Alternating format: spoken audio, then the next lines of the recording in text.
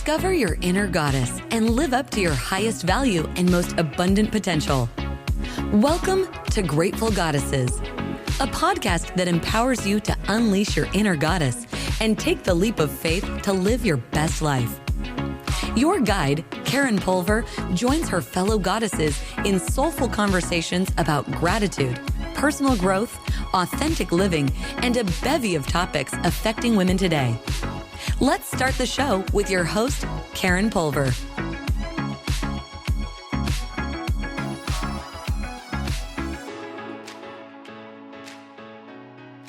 Welcome, everyone, to Grateful Goddesses. Have you ever thought that you wanted to add a little zest into your life? What do I mean by that? I have my little handy zester, and I have my orange, and I have my lemon. And when I'm cooking, I like to add the zest of the limes, lemons, oranges, to add that flavor.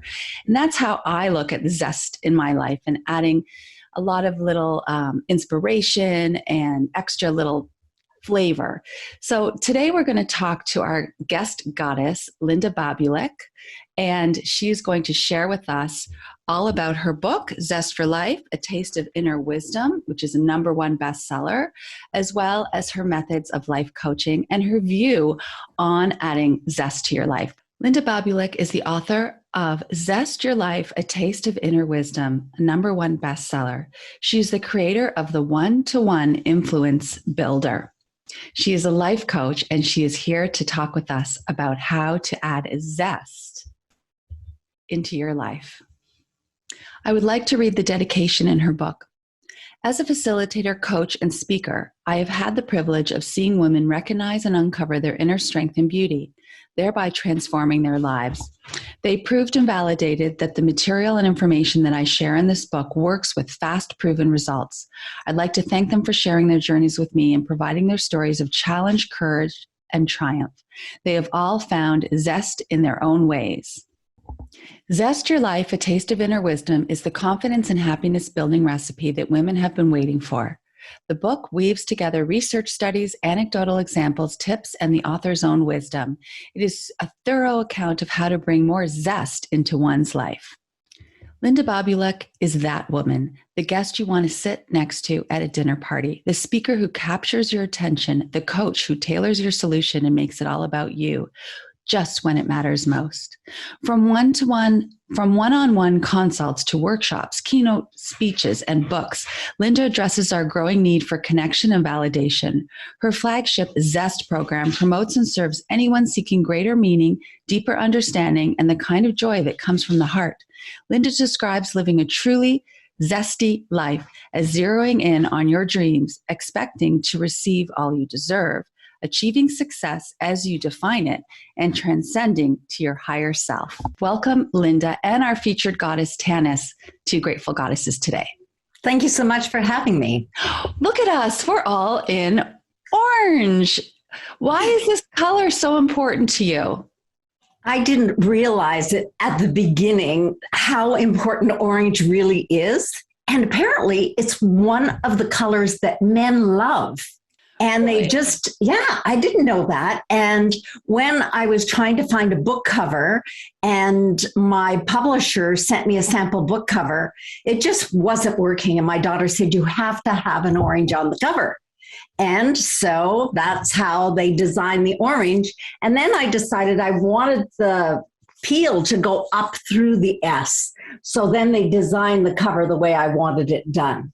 And ever since then, my branding, everything has been orange. In fact, I traded my big luxury automobile for a little orange Volkswagen that looks quite a bit like this. It's very orange. If you see me driving around, that's probably me. There aren't very many orange Volkswagens around. Well, it's a great visual. You know, this morning I was looking through my fruit drawers and I was so happy I found lemon and an orange, because it's so true. When you zest, you add that flavor. I would like to know, what does zest mean to you? It's that little bit of something and people go, I don't know what she has, but she has something special. And to me, I could describe that as ZEST. Also, ZEST is an acronym. Didn't start off that way, but it turned out that way. So the Z is to zero in and get crystal clear on what you want in your life. What are your dreams? What are your desires? Where do you see yourself in 6 months, a year, 3 years, 5 years? What's your end goal? What do you want in your life? And of course, that includes how are you going to contribute to the world? The E is to get excited, get emotional, because every single thing we remember, good or bad, has an emotion attached to it. That's why we remember it. If it has no emotion, then we just forget about it. But you know those deeply hurtful moments? Emotion. Those moments of joy and ecstatic bliss, emotion is attached to it. Just like a kid at Christmas, I want it so badly. So when you zero in on what you want it so badly. And then the S is for success. However you define success, it's up to you. Success one day is not the same as it was last week. It's not the same as it will be tomorrow. So success is different for each one of us, and we need to define it ourselves.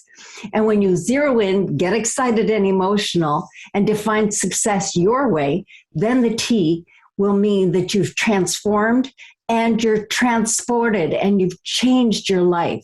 So you're transforming your life. And it's really important for us to be able to have that. And it's a bit of alchemy when you pull them all together. Mm-hmm.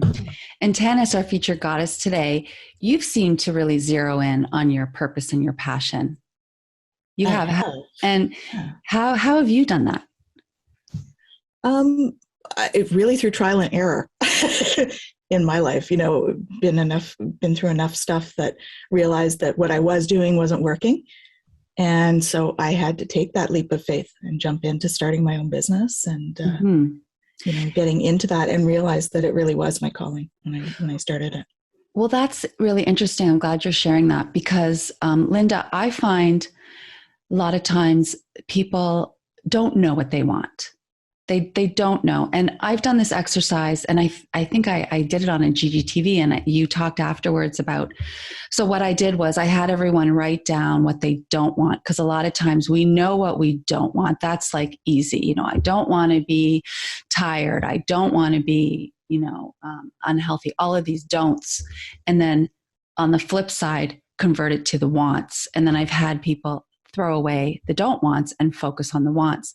And some people say that's not a good exercise because you're bringing into the universe the don'ts. But I was like, well, throw it out and then focus on the do's. I just felt like that was a good way to realize what you do want. Because a lot of times when I talk to people, even myself, I don't always know what I want, but I certainly know what I don't want. How do you feel about that?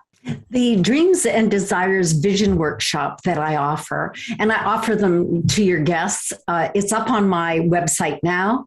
Just press on the freebie. If it's not there, by the time they listen to this, they can connect with me and I'll send it to them.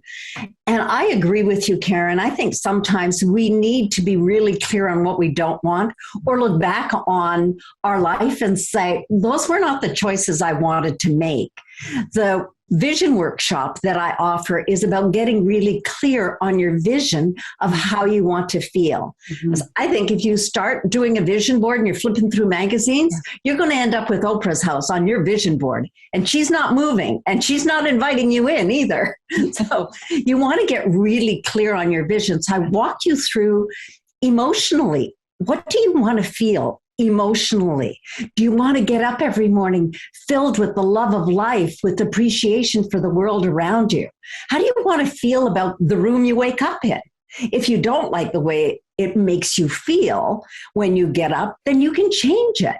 How do you want to feel when you go to bed at night? Do you have nice linens? When you take a shower, how does that feel for you? And then from the emotional feelings, how do you want to feel physically? Do you want to feel strong? Do you want to feel healthy? Do you want to be able to breathe deeply? So the physical, and again, they all tie together. So the physical is, what kind of space do you want to be in? Do you love beauty and nature? And do you want to spend more time there? And then mentally, in the north, what is it that you want mentally? Do you want to be sharp? Do you want to be able to catch what's going on in the world? To be able to see clearly, more clearly than we used to really be able to observe the world and decide where you want to be mentally. What books do we want to read? How do we want to enrich our lives mentally? Do we want to have those wonderful conversations like we have here and on Grateful Goddess and so many other places where we can be interacting with people? For me, I need that mental stimulation. That's one of the mental feelings that I want. And then spiritually, what do you want spiritually? Do you connect to Christ, to the Lord, or do you connect to the goddess? Do you connect to a deity, to the divine? How do you want to connect to spirit? Or do you go inside and find the spirit inside of you, your own spiritual aspect? How do you want that connection to feel? Do you feel it when you're outside in nature? Do you feel it when you're in a church, in a mosque, taking a walk, meditating? What's your spiritual connection, and how do you want that to happen?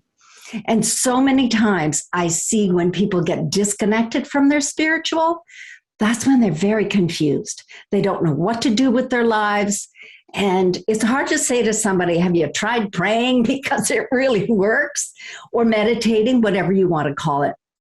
And then the center is that catalyst energy that just brings them all together. So how do you tie in what you want emotionally, physically, mentally, and spiritually? And I teach this on a wheel. I went on my first vision quest in 2003, and I love teaching with the wheel and just walking around those 4 elements. It applies to so many things. Yeah, everyone wants to feel good, and we all want, to feel healthy and feel in tune and connected. There are some Debbie Downers that I've come across that it's just no matter what you say or how you try and open that door for them or lead them to the door with the key, like I mentioned earlier, they don't want to go there, but yet they do and they don't, or there's excuses, or there's, so how would you work with someone like that is seeking help but is really stuck? They can't do it yet, because as soon as they try to move ahead, all of the past comes flooding in on them, all of the image makers, all of those negative things that they have experienced. So when I work with clients like that, and we're healing the pieces a little bit at a time. And I worked with one client who said, I'm never going to do a Facebook Live. She was in real estate. Within a week, she was doing her Facebook Lives and showing off the homes and doing all kinds of, and she has even done a signature photograph that she does when we do networking together, where she only takes half of her face. It's just so funny. And she's developed her own style with it. And there's clients that we need to take them back and really take a look at healing that little girl inside of us. What does she need right now? And to nurture her. What do I need to do to that little girl? Do I need to? Sometimes I think that's why I like to garden, because I like to dig my fingers in the earth, because that's what I did as a child. And it reconnects me to Mother Earth. So that's one of the big connectors for people to be able to heal and move forward. They didn't get to where they are in one giant leap. So we need to be turning them around and just have themselves around so they can see a bigger vision themselves, and so that they can relate that the Linda you see now is not the Linda that was here 30 years ago. This is, I've been through my share of pain and trauma and drama and all of those things that we all go through. I lost my mother. I was only 17. Mm-hmm. My father was drinking. I had a younger brother and sister to take care of. So all of those things have impact. It takes you a while to be able to heal them, and you heal them piece by piece. And that's the way it starts. It's like you're reconstructing yourself and looking at your beliefs. Do I really believe this? Is this serving me? And then we dismantle the beliefs that no longer serve us, because our beliefs drive our actions and our behaviors. And so you're saying, so some people are ready to just jump right in, and some people need that healing before getting there. But at least they've taken that first step to reach out to you. Absolutely. And that's why I went on a vision quest. I was healing and I was doing really well, but I felt there was something more. I wanted that deeper connection. And at the time, I thought it was that deeper connection to the divine. But what I found out was the divine is me, the goddess is me, and it's inside of me, and it's just another piece of me. Sometimes I talk to the goddess like she's separate, but I know I am the goddess.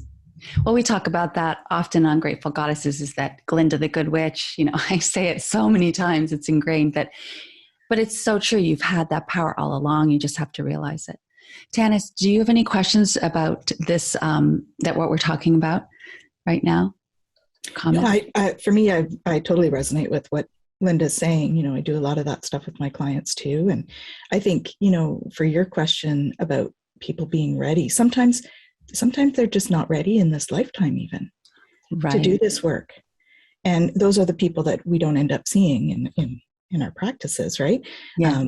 But I think when they're ready and they start to reach out, certainly the path Linda's taking with them is certainly going to be successful. The inner child work is key to all of that, you know, and that's it. It's all about that soul and reconnecting with the soul and that. And I'm sure, Linda, you must see a lot of stuff, right? I mean, we see a lot of trauma in our work. And so what do you find the best way to go and discover the trauma? Because sometimes we can't see it at face value, right? So how do you like delve in to find out sort of what area to focus on when you start working with someone? Certainly, I trust my intuition. I listen, I ask the questions. And one of the things I found so many of my clients have in common, and it's a tell, is that they're not sleeping well. So it's like, what are you thinking when you wake up in the night? How do you handle the fact that you're not sleeping? And what do you need to do? What rituals do you need to do? Because to have a good night's sleep. Don't be watching TV. Don't be, getting into arguments. How do you start to wind down? Because you really can't work with a client that's tired and that is not getting enough sleep. And a good number of my clients, when we start working together, they can't sleep because it's all those things are still needling in there. And so once we start to get rid of those, and we start by just loving ourselves. And so many, I used to do my ZEST Wisdom Circle at my hairdressing salon. Of course, there's mirrors everywhere. I had an exercise where the women would stand in front of the mirror and they would say, I am a powerful woman. That was difficult. It was very difficult. In fact, there was one woman couldn't even do it. So I had them work in pairs. And the other person said to her, she said, you are a powerful woman.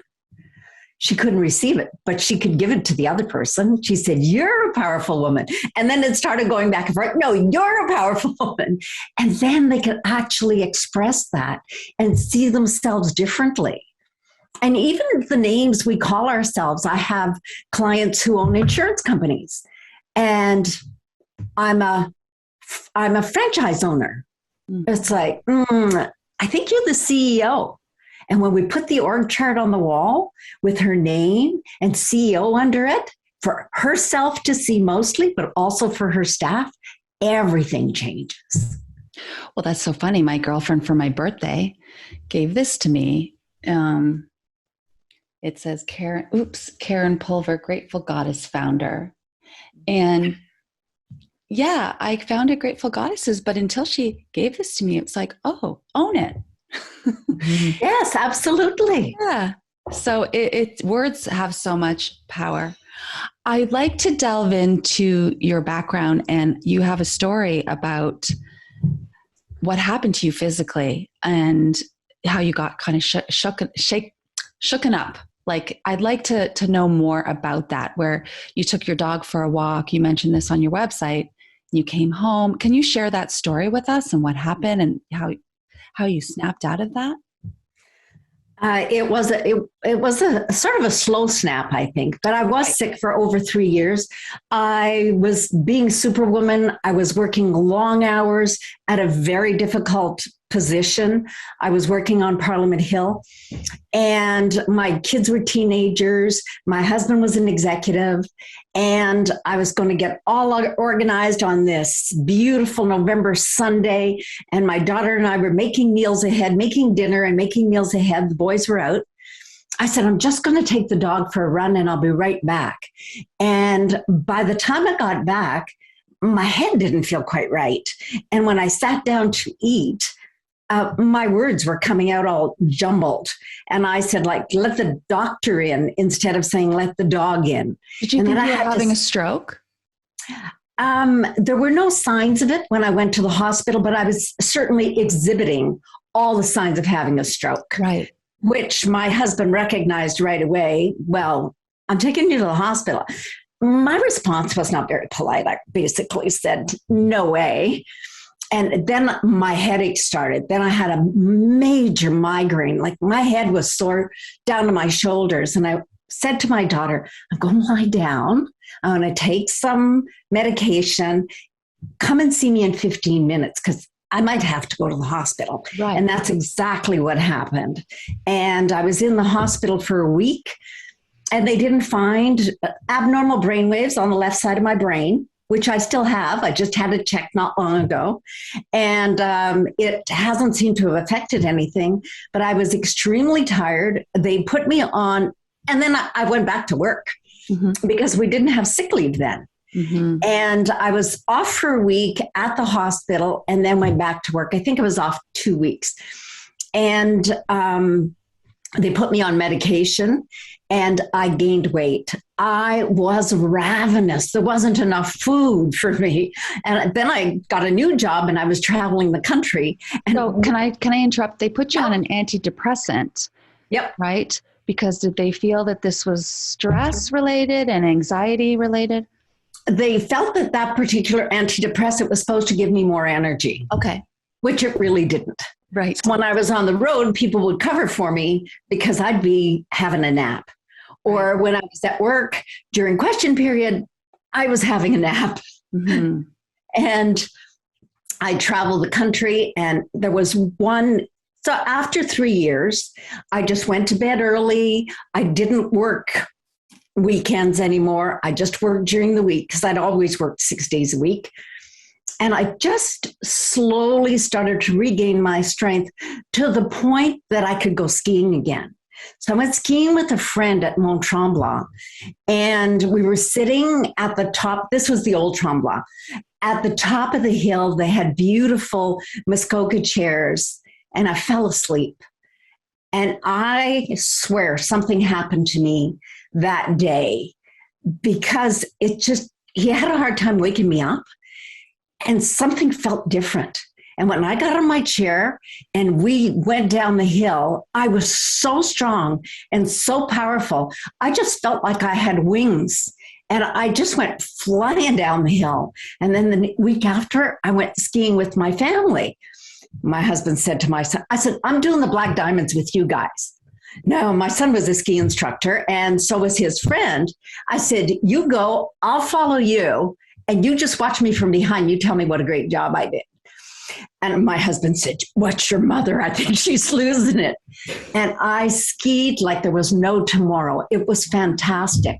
And from that day on, I felt like I was a new person, like I'd had that epiphany, so to speak. And I did my strength to know that it was related to my neck. And if I hurt my neck, like if I tried lifting this desk, that would hurt my neck and that could set it all off again. So I don't lift big, heavy things anymore.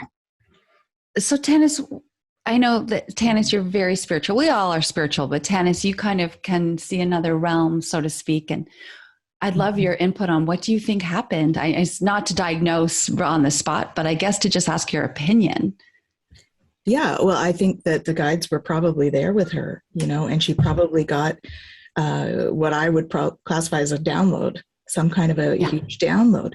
Is that what really you felt? Just enlighten, it would really just, because some of the downloads can be quite impactful. So it sounds like it was like equivalent to like an attunement of sorts. And with an attunement, they just increase your capacity to hold the light, like to hold that energy. And so it sounds to me like they gave her an attunement at the top of that mountain, and they just filled her with light. Which is that what it felt like? Absolutely. And I hadn't thought of that as an attunement. You are so right on the money. And I think that was probably the first time I remember really feeling that. But I really did feel like I was filled with the light. Mm-hmm. And then things changed. It was looking at my life and saying, I'm not working 7 days a week anymore. I'm going to enjoy my life. I'm going to, go sailing. I used to sail, but I would lie in the V-berth while everybody else was sailing and laughing and saying, I wish Mom was here. She'd love this. Right. But I didn't want to get up and then go, I can't do this, and go lie down again. And after that, everything changed.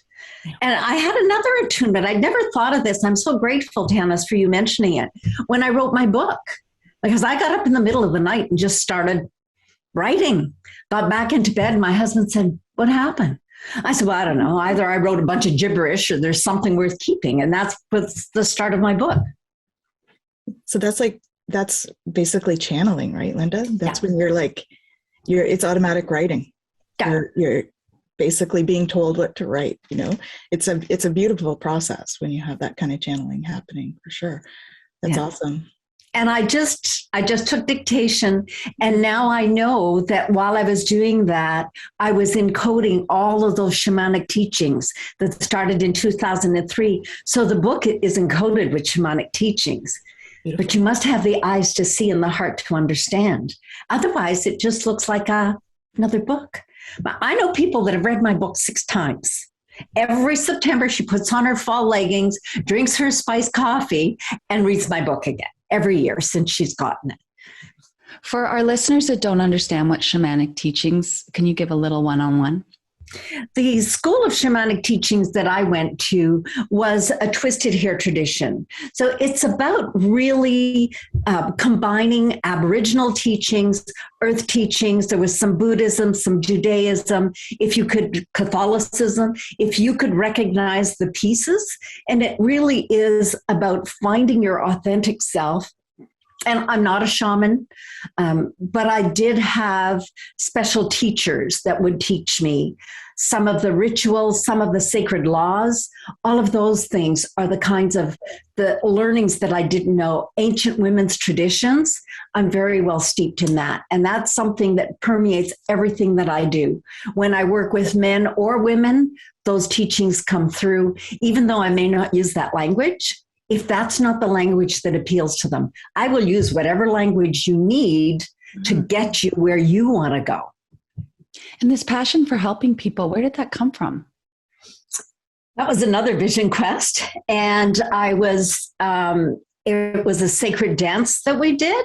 I'm so glad you're asking such great questions, Karen, like really deep, that people don't usually get to know me this well. Well, of course, I want to know, which will be next, about your systems and your process, or process in the Canadian way. I've been in America now for 30 years. So even when you said Z, I had to stop myself. Wait, right. Z. The processes, but these are, really getting to know you and why people, when they listen to you, really get to know themselves too. So I was on a vision quest. We were doing a sacred dance that we did that lasted all day long, and you haven't eaten anything, and you might have a little sip of water, and you're outside and you just keep dancing back and forth to this tree. And then the vision came about, probably another attunement dance. Mm-hmm. And it showed me 3 letters. It showed me a triangle with love, service, and beauty. So to be of service in love and beauty. But those are my initials, LSB, Linda Simone Babulic. And I thought, why am I seeing my initials? That's odd. And then they filled in the blanks in a new way. And that's when I knew I have to be of service in love and beauty.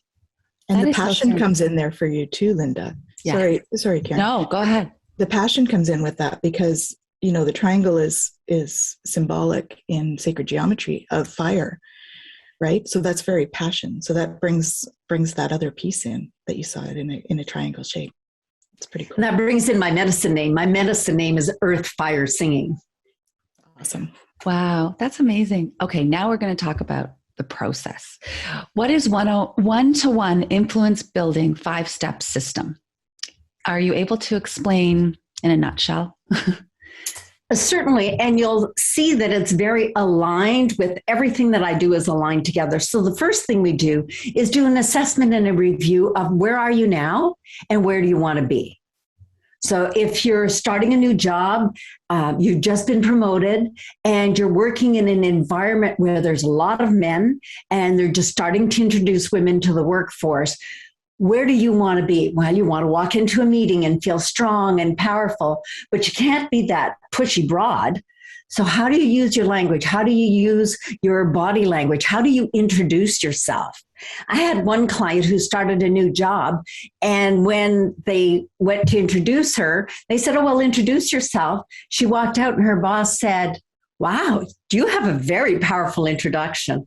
She just chuckled and she said, "Yeah, I took Linda's program, Powerful, Juicy First Impression." So that you're introducing yourself in that powerful way. You go from, "I sell insurance," to, "I'm the person that you call when your basement's flooded and the policy that you bought somewhere else doesn't cover it." That's a really big thing, is where are you now? How do you want to show up? The next one is knowing your values. And all of my clients, they're in my book at the end of the book.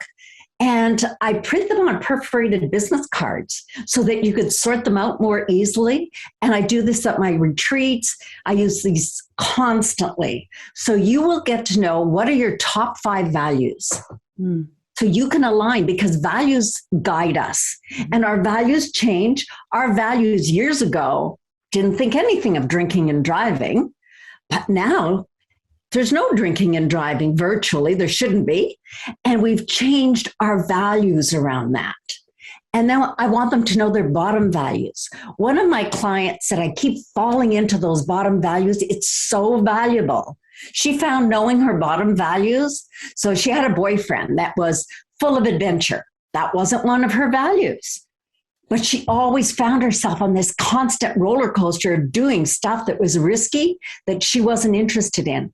Right. So that's the second. We need to know what your values are, and I will change my language according to your values. So if I know that you're nurturing, your values are all about nurturing, then I'm going to show you how to be more nurturing, but keep yourself safe. So don't be used. That's one of the things with nurturing souls. They can be used and abused. "Oh, just stop here. Could you pick up that for me?" And then they get bitter and angry.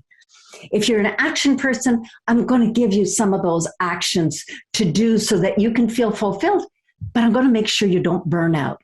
So I've got those categories of the values so that I can work with you so that your light shines and your dark arrows don't attack you. The other one is to define, step number 3 is to define your unique purpose with absolute clarity, to rediscover so that you can leverage your abilities, your strengths, and your talents, and to really get to know themselves and to hold that mirror up so they can see their own magnificence. Because very often we don't. We don't see our own magnificence. Look, I can see yours and I can see yours, but I may not be able to see my own. And we need to reinforce that in ourselves, just like we do in children. We're constantly doing that with children, but not to the detriment of just feeding the ego. And the fourth one is learning effective conversation techniques to remove confusion so that the productivity can soar, because confusion causes chaos. And I have a whole program called Juicy Effective Conversation Techniques. And I have a lovely talk that I love to give called Juicy Effective Conversation Techniques between women and men, because we converse differently. As you said earlier, Karen, words are important. If I say she's ambitious, or I say he's ambitious, they could be interpreted differently. We need to talk about that. Our body language is even different when we're speaking. Women like to talk face to face. Men like to talk shoulder to shoulder. Hey, bud, what do you think? That's the way they talk when they're fishing, when they're golfing, they're standing side by side. We like to face. And the fifth thing is time management. I call it ROIT, return on invested time. And that's all about your energy. Where do you want to spend your time? Is it really worth it if you have a day timer where you rewrite your to-do list on every page? Or is there a better way to use your time? Every single thing you do, you need to do with intent, and you need to decide, is this the very best thing that I can be doing right now with my energy? And I voted yes, being here now with you, very best thing I could be doing today. So that's the 5 steps to my one-on-one influence builder program.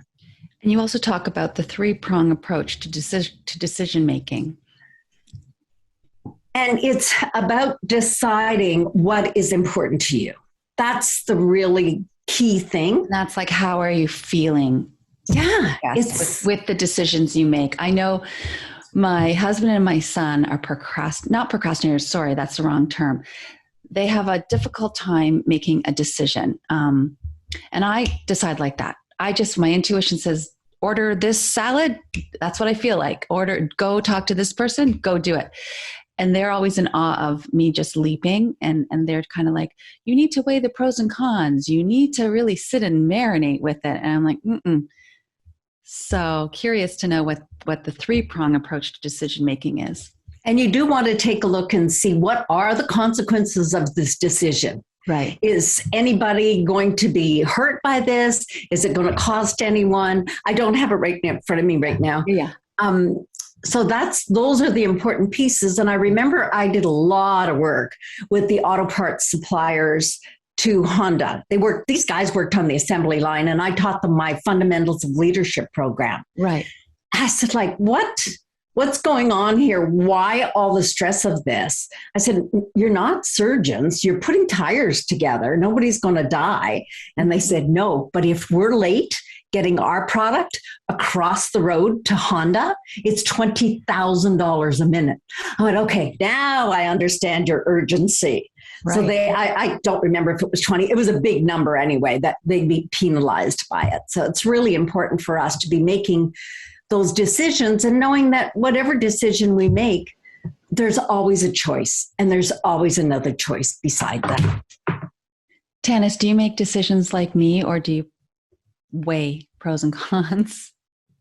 I'm probably more like you. I mean, I trust my intuition. Well, you're really intuitive. Yeah. So I sort of tune into that. But, the guidelines I always use is, am I making this decision out of love for self and others? Mm-hmm. Or am I making it out of fear of a consequence? Because if it's out of fear of a consequence, it might not be the right decision. Mm-hmm. Might not be the one that's going to be the best for me. If I'm making it out of love for myself and compassion for others, so that's still looking at, right, other people's place in all of that. Mm-hmm. So, even in your example, when you're talking about that urgency of the, losing $20,000, well, that's still compassion for others. So that's still the consequence of it. You're still looking at that compassion for right.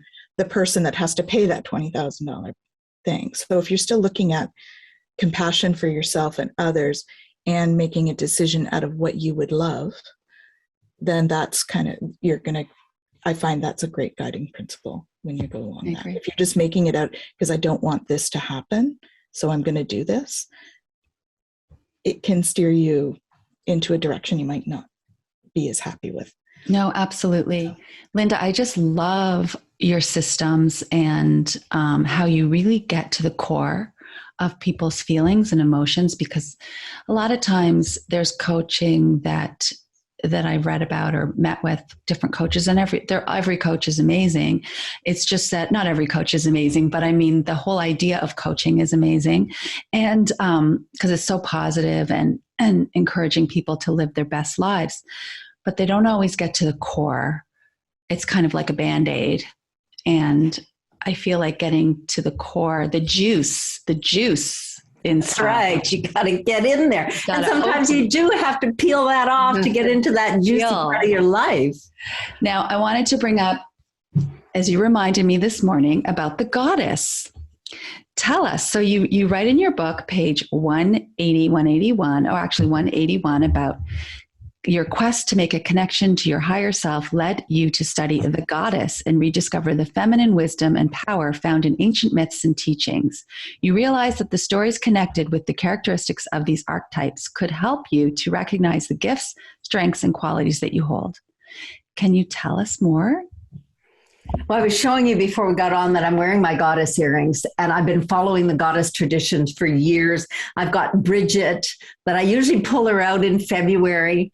One of the big things that got me into the goddess is when I was living in Thunder Bay, and I belonged to the University Women's Club, and we had a very enlightened president who had heard that Jean Shibota-Bolen was going to be speaking in Toronto, and she brought her up. She's a California psychologist, a Jungian psychologist, and she came and did a talk to a room full of women, and I brought a few friends with me, and everybody's life changed. Jean Shibota-Bolen is you can see how well worn it is, and it's signed by her. She wrote Goddesses in Every Woman, and later on she wrote Gods in Every Man, and that really got me interested in using the goddess as an example for ourselves. So and some of them don't have, they have a false reputation, like Athena. People think that Athena is the goddess of war, and she is not. Athena is the goddess of strategy. That's why she's up there on my shelf. I don't know if you could see her here. I'll tilt my way up there is, whoops, this way. Yeah. Yeah. So those are my goddesses up there. So you can see Athena's on the far side. She came from Greece. She's porcelain. The one on the other corner is from Cozumel. Mm-hmm. And to me, I could relate to those goddesses and see the characteristics in me as Dr. Jean Shibota-Bolen was speaking about them. And sometimes, and I talk about this in my book, you're doing the Hestia thing. You have something, Hestia is the goddess of the hearth. And you'll find yourself headfirst in the closet cleaning something out. This happened to me a few weeks ago. I'm going, okay, I must have something on my mind because I am cleaning everything in sight. And when I'm done cleaning, then I get the answer. And it just sort of disconnects you from here and just puts you into automatic receiving mode. So every goddess has its own, she has her own qualities. So Artemis is the goddess of the hunt and the moon. And in fact, she wrote a separate book called Artemis, which I read this summer when I was on vacation. It's very powerful. And when you take a look at Artemis, she personifies the independent, achievement-oriented female spirit. And Athena, we've talked about. Hestia, we've talked about. Hera is the goddess of marriage, and she stands for the woman who considers her role as student, professional, or motherly secondary to her essential role of finding a husband and being married. And we all know those. And we certainly know men. My father was one of them. My father, after my mother died, he could not be uncoupled. And my father was one of those that needed a woman in his life. And then there's Demeter. She's the goddess of the grain and the maternal archetype. She represents a woman's drive to provide physical and spiritual sustenance for her children. And then we have Persephone, the goddess of the dark, because she spent 6 months in Hades. And we all go through those periods. So when you find yourself in the dark, remember, you're not going to be there forever. You're going to be able to come out, getting a lot of light on. That Persephone is that place of darkness. I have a very good friend who is from Sydney, Australia. She came to Canada to live for a year when our children were 4 or 5 years old. They were in nursery school together. That's how I met her.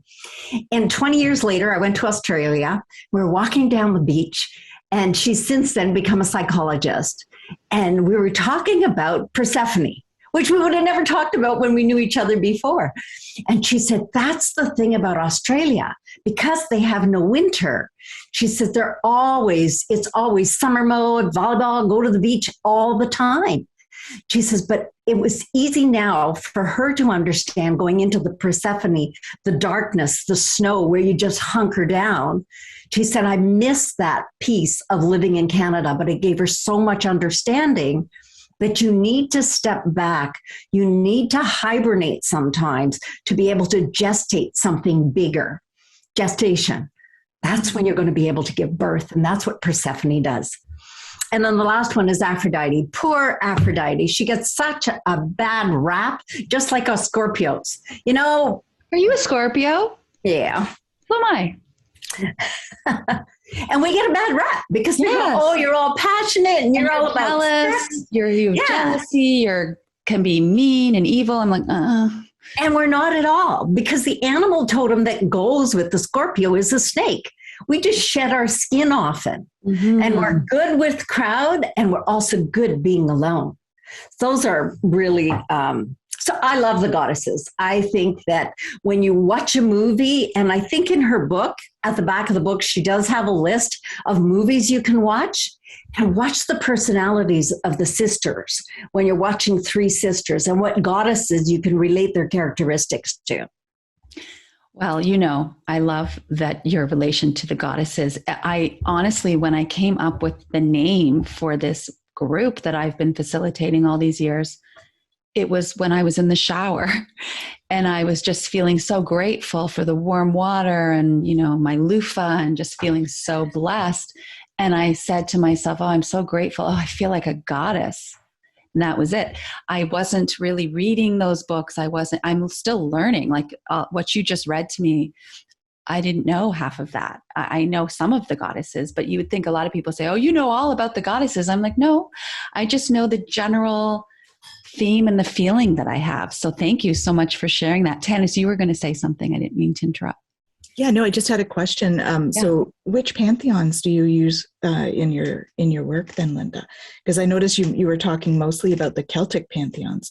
But there's also the pantheon, the Greek pantheons and the Roman pantheons. And so that's what I'm speaking about. So when you say the word pantheons, it's the sort of the body of knowledge that you're using to frame those goddesses, right? So the Celtic goddesses are many of the ones that you mentioned.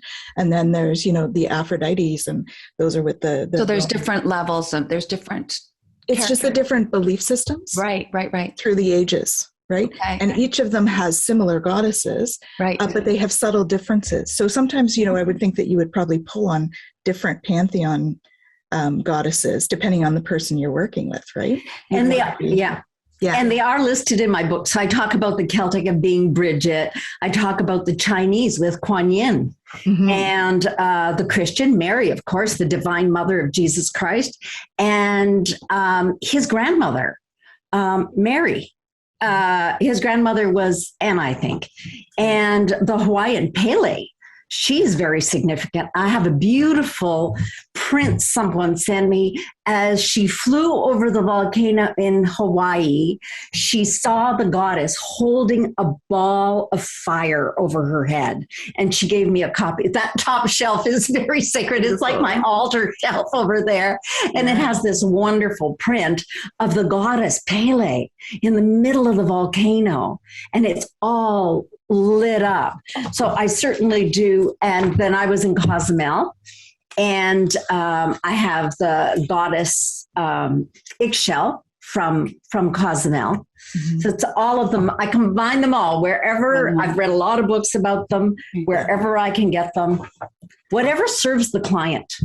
Right. And I just want to show my logo because I love it. Olivia Frisbee, she helped me, and she asked me when I said Grateful Goddesses, and she said, what do you want to show people? And I said, I want to show that everyone has, these qualities inside of them, and just to honor yourself. And it started out women. Now it's everyone. And just by holding your face, and I often do this now, I either go like this, like raise my arms up high if you're listening, when I go to a certain place that I want to bring in the energy, or I bring it in closer to cup my face because I want to kind of bring it closer into my heart, into my brain, into my soul. So I love your reference to the goddesses.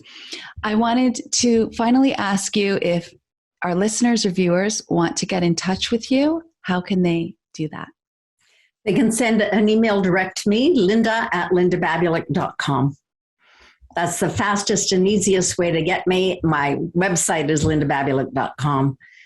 And just I highly recommend send me a note. Yes, send her a note. I recommend your book. It's a beautiful book, and your all of your teachings are just really, really incredible. And I have to tell you, like, I believe in serendipity, of course, and I have these notifications that come up on my phone.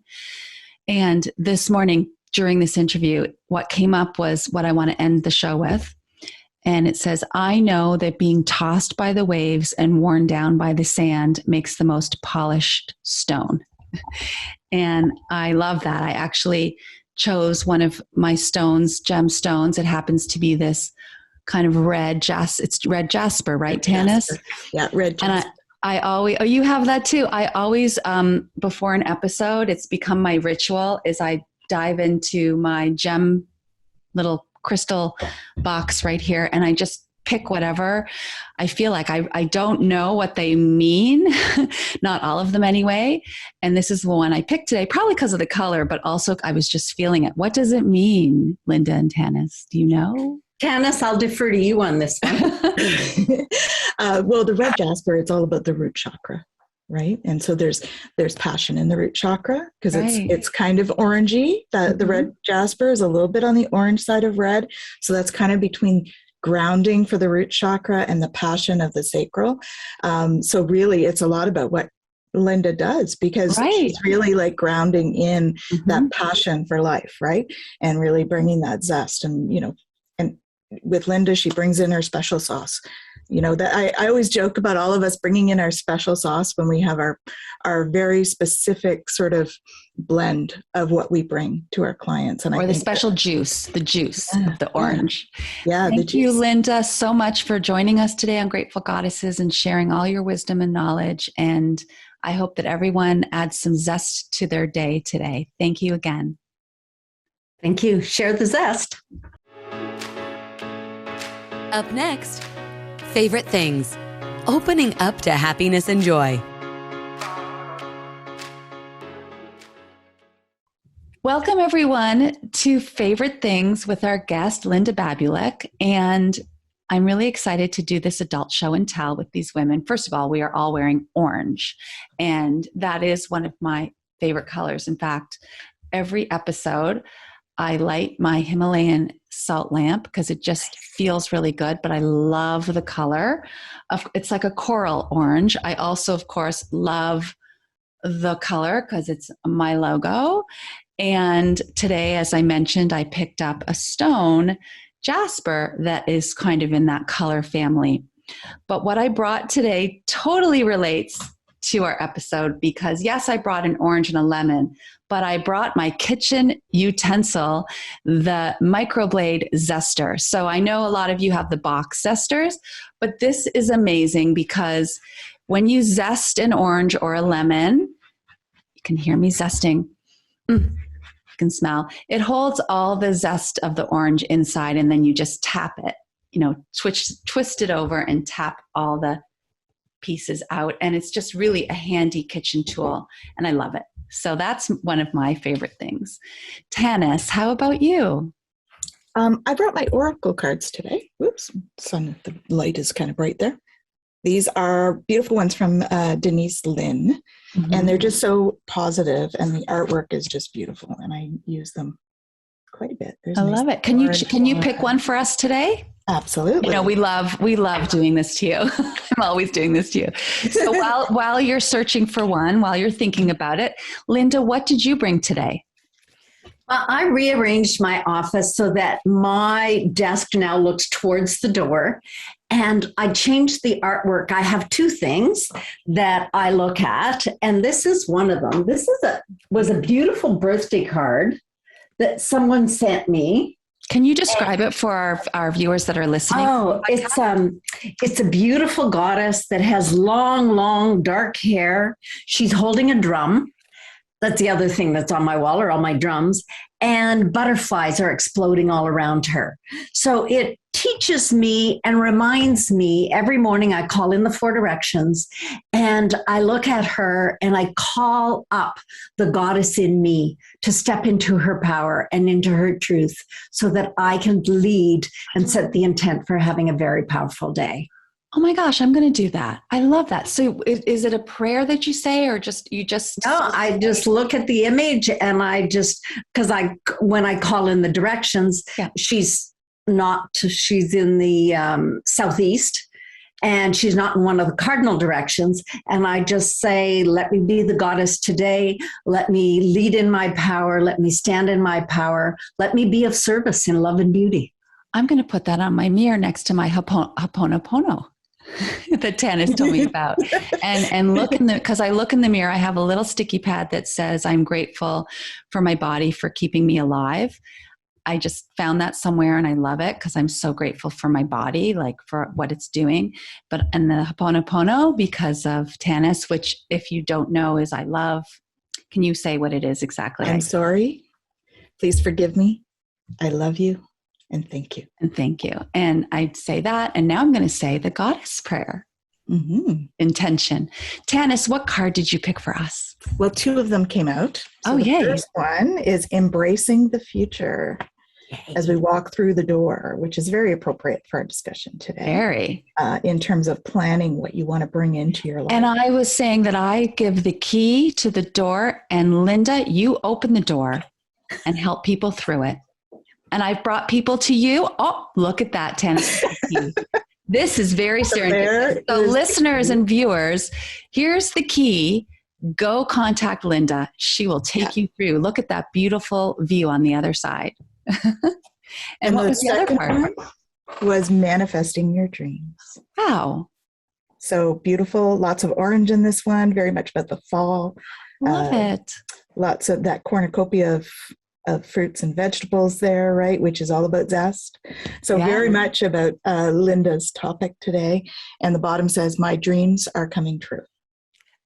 So well, I hope our viewers and listeners, we wish that all your dreams and wishes come true and that you find, again, zest for life. Thank you, Linda, for joining us on Grateful Goddesses today. Thank you for having me. It's been an absolute delight. Unleashed your inner goddess yet? Thanks for joining us today on Grateful Goddesses. We invite you to visit our website, www.gratefulgoddesses.com, to access today's show notes as well as other helpful resources. Don't forget to leave a review.